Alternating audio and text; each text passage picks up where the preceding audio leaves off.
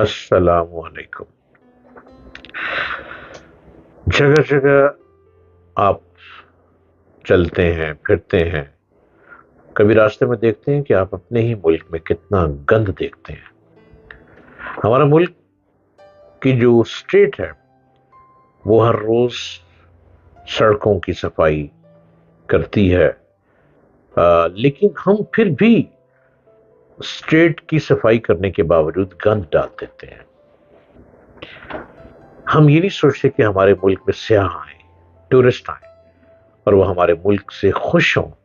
جب ہمارے ملک کی روڈز کو چمکتا ہوا دیکھیں گے تو وہ کہیں گے ارے واہ کیا بیوٹیفل پاکستان ہے۔ ہم یہ نہیں سوچتے، شاید ہم خود ہی گندے رہتے ہیں، اس لیے ہم اپنے ملک کی سڑکوں کو کیوں صاف رکھیں؟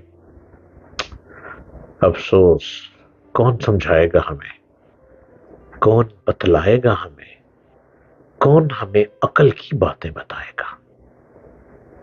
چلیں خیر، میرے دل کو تکلیف ہوتی ہے تو میں کبھی تکلیف کی باتیں بھی کر جاتا ہوں۔ آئے ہم دیوار چین کی طرف چلتے ہیں۔ آپ دیکھ رہے ہیں یوٹیوب چینل ڈاکٹر جلیل اسلم آفیشل، اور ہر روز مجھے دیکھتے چلے جائیے، اس کو لائک بھی کرتے جائیے۔ ہر سال لاکھوں افراد دیوار چین کو دیکھنے آتے ہیں اور اس کی تاریخ ہزاروں سال پرانی ہے۔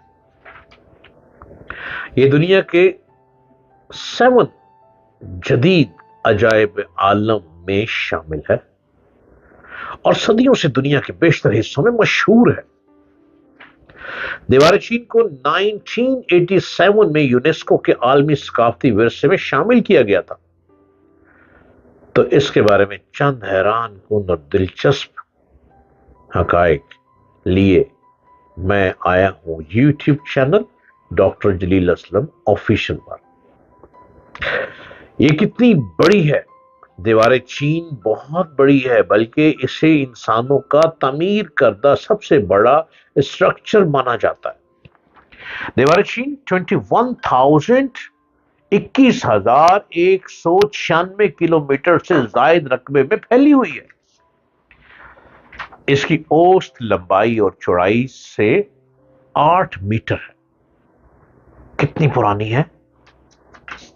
یہ بہت قدیم ہے، بہت پرانی ہے، اور تاریخ دانوں کے خیال میں اس کی تعمیر کا آغاز 7 قبل مسیح میں ہوا تھا۔ 7 قبل مسیح میں، یعنی اس کے قدیم ترین حصے 2700 سال پرانے ہو سکتے ہیں، 2700 سال پرانے۔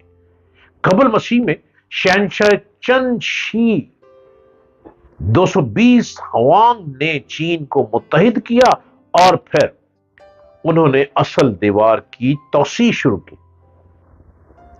دیوار کی تعمیر کا سلسلہ 2000 سال سے زائد عرصے تک جاری رہا۔ کیا یہ ایک ہی دیوار ہے؟ حقیقت تو یہ ہے کہ یہ ایک دیوار نہیں، بلکہ متعدد دیواروں، ٹاورز اور دیگر تعمیرات کا مجموعہ ہے جو چین کے بڑے حصے پر پھیلا ہوا ہے۔ مگر دیوار کو تعمیر کیوں کیا گیا؟ پرانے زمانے میں کسی فوج کے حملے کو روکنے کے لیے ایک بڑی دیوار کی تعمیر کو بہترین طریقہ سمجھا جاتا تھا۔ اس دیوار کی تعمیر بھی چین کو حملہ آوروں سے تحفظ فراہم کرنے کے لیے کی گئی تھی۔ اس دیوار کی تعمیر صدیوں تک جاری رہی تو چین کو بار بار متعدد بار مختلف فوجوں کا مقابلہ کرنا پڑا۔ ایک سے دوسرے کونے میں پہنچنے میں کتنا وقت لگتا ہے؟ جیسا کہ میں آپ کو بتا رہا ہوں، یہ دیوار 21,196 کلومیٹر ہے سے بھی زائد رقبے پر پھیلی ہوئی ہے۔ یہ فاصلہ سنگاپور اور لاس اینجلس کے درمیان فاصلے سے 1.5 گنا زیادہ ہے، اور اس پر پیدل چل کر ایک سے دوسرے کونے تک سفر کرنے میں 17 سے 18 ماہ کا عرصہ لگتا ہے۔ کیا یہ واقعی چاند سے نظر آتی ہے؟ ہو سکتا ہے کہ آپ نے سنا ہو کہ چاند سے دیوار چین کو دیکھنا ممکن ہے، مگر یہ بات درست نہیں۔ خلا بازوں نے خلا سے دیوار چین کی تصویریں کھینچنے کی کوشش کی، مگر کوئی بھی یہ ثابت نہیں کر سکا کہ اسے دیکھنا ممکن ہے۔ جی، دیوار چین اتنی بڑی ہے۔ دیوار چین کو بنایا گیا بار بار جنگیں لڑنے سے روکنے کے لیے کہ جب دشمن کی فوج آئے گی اپنے گھوڑوں پہ، اپنے ہاتھیوں پہ، تو وہ اس دیوار کے پرلی طرف ہی رہے گی، اور دیوار اتنی مضبوط ہے کہ وہ دیوار کو گرا نہیں سکیں گے، نہ ان کے نیزے کام کریں گے، نہ ان کی برچیاں کام کریں گی، نہ ان کے ہاتھی اس کو گرا سکیں گے۔ لہذا دیوار چین کی اس طرف چین، اس طرف دیوار، اس طرف فوج، اور کیا دماغ پایا چینیوں نے۔ اب تک چائنا چھایا ہوا ہے، اب تک چائنا کی انڈسٹری پوری دنیا میں مشہور ہے۔ اب تو چائنا جو مال بناتا ہے، جو غریب ملکوں کا مال بنا کے بیچتا ہے، وہ 2 نمبر مال بناتا ہے، اس میں مٹیریل ہلکا لگاتا ہے، اور جو بڑے ویسٹرن کنٹریز کو مال بنا کے بیچتا ہے وہ مال بہت اچھا بناتا ہے۔ اب چائنا بھی فرق کرنے لگ پڑا ہے۔